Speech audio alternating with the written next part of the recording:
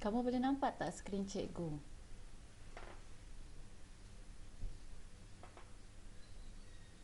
Kelas? Boleh.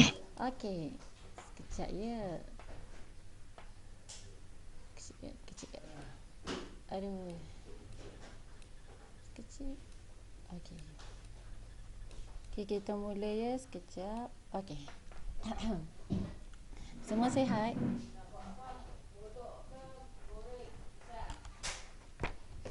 Kelas? Dah bangun ke belum ni?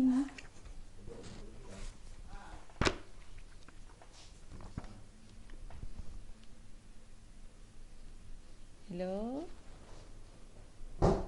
Kamu boleh dengar tak? Tak boleh ke? Boleh, cikgu. Okey, semua sihat ke? Kenapa senyap? Ya, ada orang kawan kamu nak masuk. Sekejap.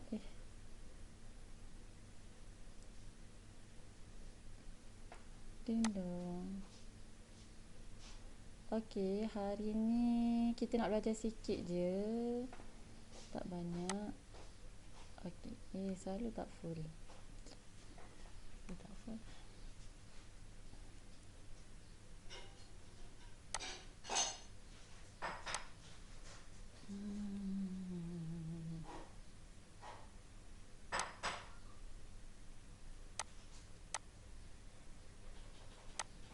Okey. Okey, hari ni kita nak masuk subtopik yang seterusnya. Kita nak tengok satu hasil pembelajaran je. Sebelum tu, Assalamualaikum warahmatullahi wabarakatuh dan salam sejahtera. Kenapa hari ni kamu sangat senyap? Lapar. Lapar. Cikgu tak dapat bantu sekiranya anda lapar. Kerana cikgu pun belum makan lagi. Tak apa, hari ni kelas kita sekejap je. Okey? Okey, hari ni kita nak tengok muka surat dalam buku teks, muka surat sekejap ya. 69. Okey? Okey, sebelum tu mari kita tengok apa hasil pembelajaran kita hari ini. Hari ini kita nak tengok bagaimana untuk menentukan contoh penyangkal untuk menafikan kebenaran pernyataan tertentu. Okey, sebelum tu macam biasa kita akan imbas kembali apa yang kita dah belajar pada hari Rabu yang lepas. Okey, pada hari Rabu yang lepas kita dah tengok macam mana nak membuat pernyataan dalam bentuk implikasi jika P maka Q. Dengan membanding dan membina nilai kebenaran akas songsang kontrapositif bagi suatu implikasi. Masih ingat ke? Kelas? Masih ingat ke apa kita belajar? Ya? Ingat.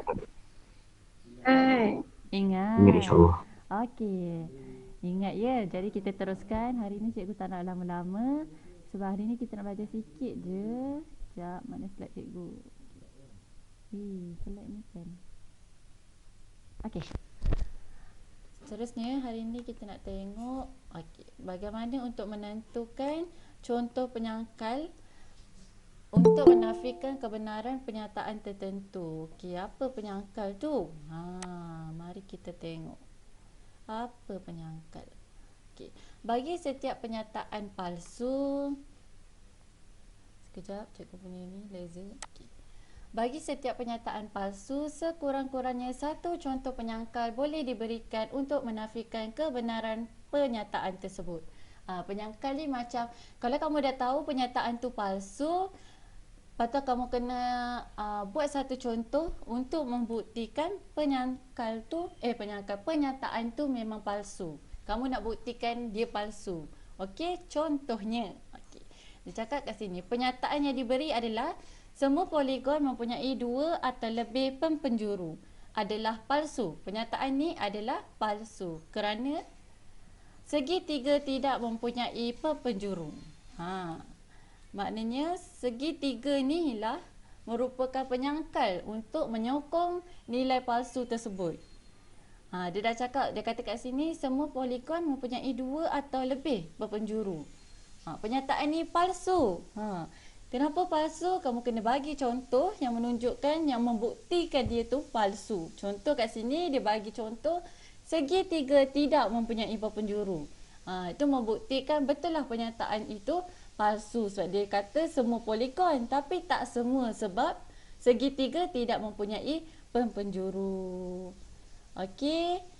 Lepas tu boleh faham ke kelas setakat ni? Definisi je baru. Jadi Faham, cikgu, insyaAllah. okey, bagus. Okey, kamu tolong respon je sebab cikgu tak nampak kamu. Cikgu nanti cakap seorang pula. Okey, macam biasa cikgu memang akan bagi kamu nota tambahan sebagai kamu imbas balik apa itu poligon, macam mana nak kira penjuru. Jadi kat sini tadi kita cakap pasal pasal poligon dengan penjuru. Jadi cikgu letak nota tambahan kat sini. Apa itu poligon? Poligon ialah suatu bentuk tertutup pada suatu satah dengan sisinya terdiri daripada 3 atau lebih garis lurus. Okey, kat sini cikgu ada bagi contoh-contoh poligon. Lepas tu berapa dia punya penjuru? Penjuru tu apa? Penjuru tu ialah garis yang menyambung dua pucu yang bukan bersebelahan dalam sebuah poligon. Macam kat sini kamu tengok segitiga ni.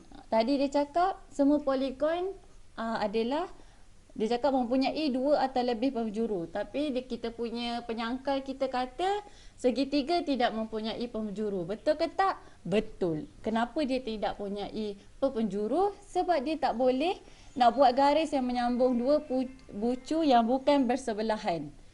Macam dia tak boleh sini, tak boleh bersebelahan. Tapi dia tak ada bucu lain. Jadi sebab itulah penjuru dia sifar. Kemudian kalau yang lain, segi empat. Poligon segi empat ada tak penjuru? Ada. Ada 2. Okey.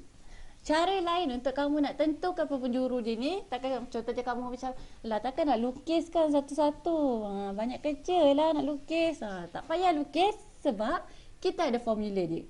Cikgu dah letak kat sini formula dia macam mana nak kira bilangan penjuru. 6 ni adalah bilangan sisi dia. Okey, kita tengok kat sini formula dia N darab N tolak 3 bahagi 2. Okey, kita ambil contoh segitiga tadi. Segitiga ada berapa sisi kelas? 3. 3. Bagus. Jadi N kita akan sama dengan 3. Jadi 3 dalam kurungan 3 tolak 3 tutup kurungan bahagi 2. 3 tolak 3 sifar. Sifar darab 3 sifar. Bahagi 2 sifar. Sebab itulah penjuru bagi segitiga adalah sifar. Jelas kelas? Jelas. Jelas cikgu, jelas. Okey, bagus. Okey, kita tengok contoh. Dia kata tentukan nilai kebenaran penyataan matematik di bawah. Sekiranya palsu, berikan satu contoh penyangkal untuk menyokong jawapan anda. Okey, kita tengok sini. Dia kata, semua poligon mempunyai hasil tambah sudut pedalaman 180 darjah. Apa pula hasil tambah sudut pedalaman ni? Cikgu tak letak nota dia, tapi cikgu akan bagi tahu. Jadi kamu boleh catat. Kalau kamu nak catat, formula untuk hasil tambah pedalaman adalah dalam kurungan N tolak 2 tutup kurungan darab dengan 180 darjah. Boleh? Cikgu ulang cikgu. Ulang ke cikgu nak tulis? Cikgu tulislah. Kejap ya, bagi cikgu masa. Cikgu nak tulis kat sini. Sekejap lah cikgu punya pen. Cikgu tulis kejap. Ada. Sekejap cikgu tunggu tulis pakai ni boleh tak? Formula dia, formula untuk hasil tambah penjuru ni adalah alah buruklah. Sekejap ya awak. Bagi cikgu masa sekejap.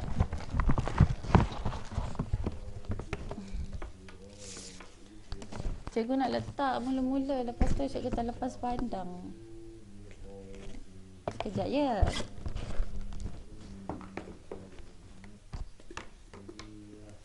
Formula.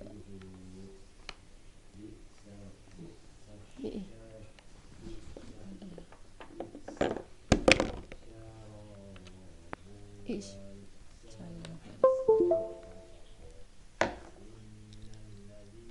Formula dia. Sekejap ya. Mana page cikgu? Pada dulu ni. Padam. Padam. Pen cikgu. Okey. Formula dia mana? Mana pen cikgu? Ni dia. Okey, hasil tambah sudut pendalaman adalah 180. Formula dia. Ya. Formula dish. Apa tadi? Okey. N tolak 2 darab 180 darjah. Ni je formula dia. N ni sisi dia. Okey? Sisi dia. Lepas tu dia kata kat sini, dia kata semua poligon mempunyai hasil tambah sudut pendalaman 180 darjah. Okey, pernyataan ni palsu kerana pentagon mempunyai hasil tambah sudut pendalaman 540 darjah. Sebab pentagon ada berapa sisi kelas? Ingat? 5. Jadi 5 tolak 2. Jadi 3. 3 darab 180 jadi 540. Sebab itulah dia jadi palsu. Okey. Cikgu, buku tak muka apa tu? Muka surat 69. Terima kasih. Okey. Selain pentagon, kamu boleh je tunjuk contoh lain. Contohnya, kamu tak nak guna pentagon. Kamu nak guna segi empat.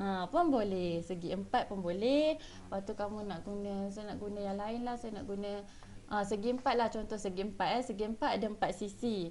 So, 4 sisi tolak 2. Jadi 2. 2 darab 180, 360. Masih tak betul yang ni. Palsu. Itu pun kamu boleh buat. Palsu kerana segi empat sama mempunyai hasil tambah sudut pendalaman sebanyak 360 darjah. Macam tu. Tak semestinya pentagon. Apa-apa je yang kamu tahu, janji membuktikan yang pernyataan ini palsu. Okey kelas? Okey. Alright. Okey. Seterusnya dia kata sebilangan nombor perdana ialah nombor genap. Benar. Kenapa benar?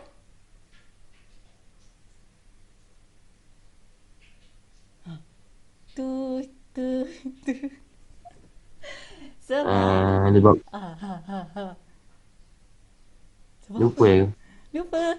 Sebilangan nombor perdana ialah nombor genap adalah benar sebab nombor 2 adalah nombor perdana.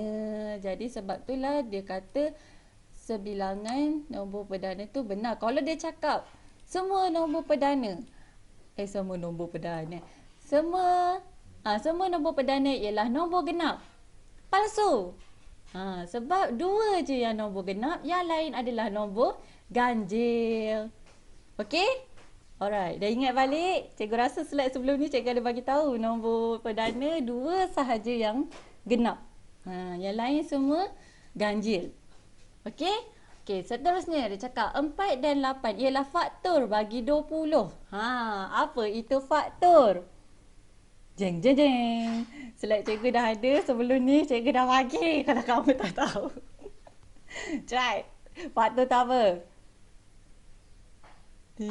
Ting tong. Cepat tengok balik slide cikgu. Faktor tu apa? Tut. Nombor yang anda dah tiada dalam perkhidmatan. Okeylah, cikgu bagi tahu. Okey, faktor ni adalah nombor yang boleh membahagikan dia dengan tepat. Contohnya dia cakap kat sini palsu kerana 8 bukan faktor bagi 20. Kenapa? Okey, kalau 20 bahagi 4 dapat berapa kelas? 5. Okey. 4 adalah faktor. Sebab dia dapat membahagikan 20 tu bila bahagi dengan 4 dapat 5. Tepat. Jadi 4 adalah faktor. 8. 20 bagi 8 dapat berapa kelas? 2.5. 2.5. Bagus. Dia 2.5. Tak tepat. Ada perpuluhan.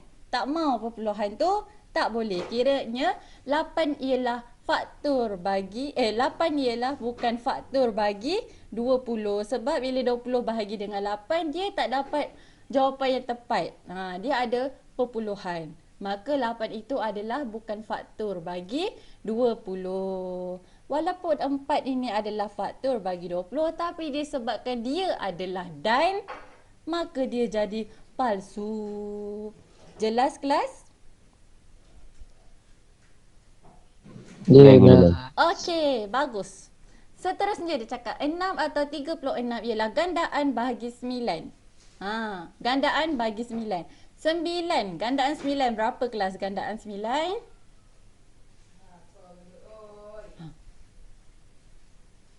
Tut tut. Gandaan 9. 3. Gandaan 9 mesti mula daripada 9, 18, 27, 36. 36. Itu gandaan dia macam kiranya sifir untuk 9 lah. 9, 18, 27, 36. Macam tu. So, jadi kat sini dia kata 6 atau 36 ialah gandaan bagi 9. 6 gandaan bagi 9 ke kelas? Tak. Tak. Okay, palsu sini. 36 ialah gandaan bagi 9 ke kelas? Dia. Ya. Jadi kat sini kenapa benar? Sebab dia adalah atau. Kalau atau, salah satu benar, terus benar. Nampak tak kaitan dia dengan kelas-kelas sebelum ni? Nampak. Nampak. Bagus. Terusnya. Kejap. Okey. Cikgu nak sorok sebenarnya ni bawah ni tapi tak terlampau pandang. Okey. Ini soalan seterusnya. Yang pertama dia suruh kamu buat apa? Dia kata tulis pernyataan matematik yang dikehendaki dalam kurungan bagi setiap yang berikut. Kedua, tentukan nilai kebenaran bagi pernyataan yang ditulis. Ketiga, sekiranya palsu, berikan satu contoh penyangkal untuk menyokong jawapan anda. Okey, ini adalah pernyataan yang diberi. Dia cakap 6 adalah unsur bagi set 3, 6, 9. Lepas tu dia nak kita buat penafian. Jadi yang pertama, kita kena tulis dulu pernyataan matematik yang dikehendaki. Dia nak penafian. Jadi kita buat penafian dia. Penafian kalau ini adalah unsur bagi, maknanya penafian dia adalah bukan unsur bagi. Okey? Kemudian dia kata, tentukan nilai kebenaran bagi pernyataan yang ditulis. Betul ke 6 ni bukan unsur bagi set 3, 6, 9 ni kelas?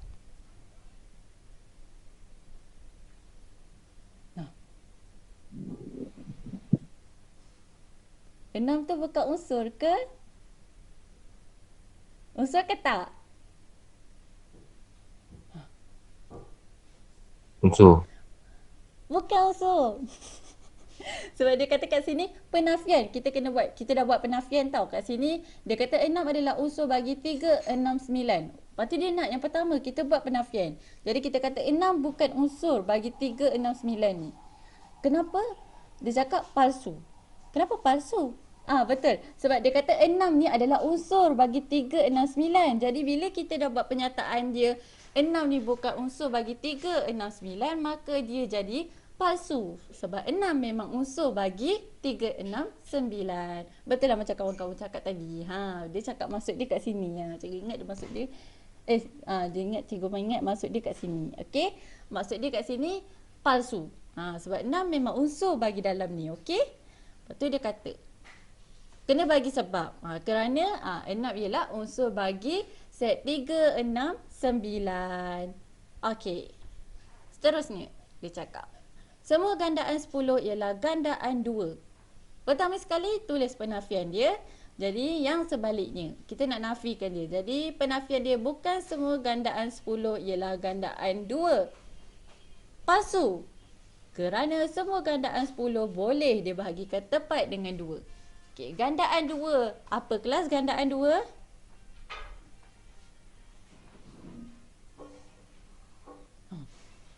Bukan cikgu. Rasanya lah.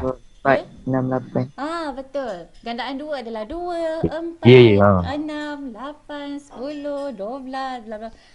CP2 kan. Lepas tu gandaan 10. Gandaan 10, 10, 20, 30, 40. Lepas tu dia kata kat sini, kita boleh bagi sebab dia. Sebab semua gandaan 10 boleh dibahagikan tepat dengan 2. Jadi sebab itulah dia katakan kat sini semua gandaan 10 ialah gandaan 2. Kalau kamu nak bagi sebab dia ni pun boleh, tak jadi masalah. Okey? Sama je.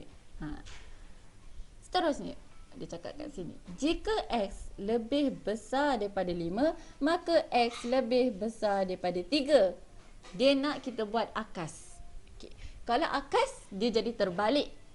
Kalau kat sini, jika X lebih besar daripada 5, maka X lebih besar daripada 3. Bila kita buat pernyataan tu jadi akas, dia akan jadi jika X lebih besar daripada 3, maka X lebih besar daripada 5. Lepas tu kita tentukan dulu nilai kebenaran bagi pernyataan yang kita dah tulis ni. Palsu. Kenapa palsu? Kerana kalau X ini nilai dia 4, dia adalah lebih besar daripada 3. Tetapi kalau kat sini dia 4, dia lebih besar ke daripada 5? Tak. Tak. Dia tak lebih besar daripada 5. Sebab itulah pernyataan tu jadi palsu. Okey? Okey. Jelas kat sini? Jelas cikgu, jelas. Okey, seterusnya dia cakap, jika X punca kepada X kuasa 3 tolak 1 sama dengan sifar, maka X sama dengan 1. Dia nak kita buat songsangan. Songsangan ni apa? Songsangan adalah kita kena tambah bukan atau tidak.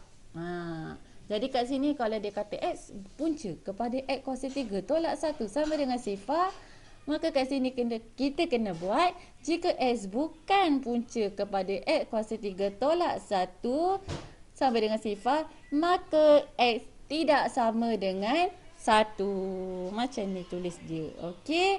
Lepas tu kita kena tentukan dia nilai kebenaran, tentukan nilai kebenaran bagi pernyataan yang kita dah tulis. Benar. Kenapa benar? Sebabnya kalau ni, dia kata kalau ni 1 kuasa 3 tolak 1 akan sama dengan sifar. Dia cuma boleh nombor 1 saja. Kalau kamu dah buat dia nombor 2, sebab dia kata kalau ni tak sama dengan sifar. Sekejap ya. Okey. Mana slide cikgu? Okey. Dah kecil dah dia. Salah. Okey. Kalau dia bukan sama dengan 1, contohnya 2. Okey. 2 kuasa 3. Tekan kalkulator. 2 kuasa 3. Tolak 1 sama dengan 7. Maknanya bukan. Kalau X ni sama dengan 2, dia akan jadi bukan punca kepada X kuasa 3 tolak 1 sama dengan sifar. Dia cuma boleh 1 je. Sebab tu kat sini pernyataan tu jadi benar. Sebab jika bukan punca kepada X kuasa 3 tolak 1 sama dengan sifar, maka X bukanlah 1. Jelas tak kelas? Jelas. Okey. Okey ya, setakat ni okey. Okey, seterusnya ni rasanya yang terakhir ni. Okey. Dia kata jika K kuasa 2 lebih besar daripada sifar, maka K lebih besar daripada sifar. Dia nak kontrapositif. Kontrapositif apa dia kelas? Kalau kontrapositif maknanya kita kena terbalikkan dulu dia. Lepas tu buat dia berlawanan dengan pernyataan yang asal. Okay, contohnya kat sini, kontrapositif dia akan jadi jika S lebih kecil termasuk sifar, maka X pula. Jika K lebih kecil dari sifar, maka K kuasa 2 lebih kecil termasuk sifar. Okay, tanda kat sini, termasuk sifar. Kalau kat sini dia cakap lebih besar daripada sifar, maknanya dia adalah nombor 1 ke atas. Nombor 1, 2, 3, 4, 5, 6, 7, 8, 9 sampai infinity. Okey, bila kita nak buat dia berlawanan dengan fakta tu, maknanya kita nak buat dia bawah daripada sifar. Tadi kita kira tak sifar tu, kita tak kira. Maknanya kalau kita nak buat dia berlawanan, kita kena ambil sifar tu. Sifar tu hingga ke nombor negatif. Ke belakang. Okey, sebab itulah dia ada tanda ni. Tanda ni maksudnya termasuk sifar tu sekali. Sebab yang ni tak termasuk sifar. Bila kita buat berlawanan, kenalah termasuk sifar tu. Okey? Lepas tu, kita kena tentukan dia palsu ke tak, kita masuk nilai dulu. Okay. Kalau termasuk sifar, lepas tu kita maksudnya lebih kurang daripada sifar, mestilah nombor negatif. Jadi kita buatlah andaian K itu adalah negatif 2. Lepas tu kat sini kenapa tak ada tanda? Sebab kita dah letak nilai. Kalau kita letak sifar kat sini, tak boleh lah sebab sifar, lebih kecil daripada sifar. Tak valid kan? Jadi sebab tu kat sini tak ada tanda. Tak termasuk sifar dah. Sebab dah ada nilai kat sini. Jadi negatif 2 lebih kecil daripada sifar. Betul. Tetapi kalau negatif 2 kuasa 2 adalah sama dengan 4. 4 lebih besar daripada sifar. Sebab itulah pernyataan kontrapositif ini adalah palsu. Jelas tak kelas? Jelas. Okey, bagus. Dah habis dah. Hari ni kelas kita sekejap je. Pukul berapa? Oh, laju. Okey, jadi kesimpulan kita hari ni, kita telah tengok bagaimana untuk menentukan contoh penyangkal. Penyangkal untuk menafikan kebenaran pernyataan tertentu. Bila kita dah kata dia palsu, kita kena bagi contoh. Kalau dalam bahasa Inggeris dia disebut counter example. Kita kena bagi dia contoh yang membuktikan kita nak kata itu palsu. Tapi apa bukti dia? Kena ada bukti dia. Kita tunjuk kat dia. Ini nampak ni. Ni bukti dia. Sampaikan dia tu tak boleh nak kata dah benda tu benar. Sebab kita dah kata palsu, kita dah tunjuk bukti dia yang menunjukkan dia kenapa dia palsu. Okey? Jadi bagi setiap pernyataan palsu, sekurang-kurangnya satu contoh penyangkal boleh diberikan untuk menafikan kebenaran pernyataan tersebut. Kenapa dia kata sekurang-kurangnya satu? Sebab contoh tu tak semestinya satu jawapan. Macamlah soalan pasal hasil tambah sudut tadi. Dia bagi kat situ pentagon. Tapi kita boleh je buat kalau segi empat sama. Janji kita boleh buktikan yang dia palsu. Okey? Itu je. Macam biasa. Nampak tu budak tu semangat. Ya, macam tu. Okey? Hari ni kerja rumah kita satu je muka surat sebab HP kita pun ada satu je. Okey, kerja rumah dia praktis di SKP 3.1F. Cikgu tengok ada kawan kamu yang dah submit kerja rumah. Alhamdulillah. Syukur. Ada kawan yang rajin buat kerja rumah. Yang tak submit lagi tak apa sebab submission tu sampai hari ni sebelum pukul 12. Okey, jadi siapkan submit sebab cikgu akan cuba usahakan untuk semak cuti ni. Satu Ahad ni. Jadi cikgu set kat situ masa dia kena submit sebelum pukul 11.59 malam ni. Jadi siapa yang tak submit lagi silalah submit. Untuk kerja rumah yang ni, cikgu bagi masa lebih sikit, satu hari. Jadi kamu boleh submit selewat-lewatnya esok. Supaya kamu, yelah kamu kan nak buat kerja rumah cikgu je. Ada lagi kerja rumah lain. Jadi cikgu bagi satu masa ekstra. Yang lain tu, kalau boleh submit hari ni. Sebab cikgu dah letak dia punya due dia. Okay? Terima kasih kepada yang dah submit. Alhamdulillah, rajin semuanya. Pop quiz. Cikgu akan bagi link untuk quiz. Dan quiz ni macam biasa adalah rekod kehadiran. Siapa yang tak isi, siapa yang tak buat, cikgu anggap dia tak hadir. Tapi siapa yang dah masuk kelas online ni, memang cikgu dah ada dah kehadiran dia. Jadi tapi kamu mesti kena jawab pop quiz ni. Supaya cikgu akan semak lagi sekali. Cikgu kamu nak tahu siapa yang tak masuk kelas. Jadi senang cikgu nak detect, cikgu akan buat Google Form, sama ada Google Form ataupun quiz. Kamu boleh try jawab nanti. Itu saja untuk hari ni kelas. Ada masalah tak? Untuk hari ni ada tak faham? Saya insyaAllah faham. Tahu yang lain. Siapa cakap tu? Okey ya. Tak ada masalah ya, cikgu akan bagi kamu slide cikgu dengan nanti cikgu bagi link untuk quizzes. Okey, cikgu baru siap kuis dia pagi tadi. Nanti cikgu hantar dalam grup. Okey. Okey, itu je untuk hari ni.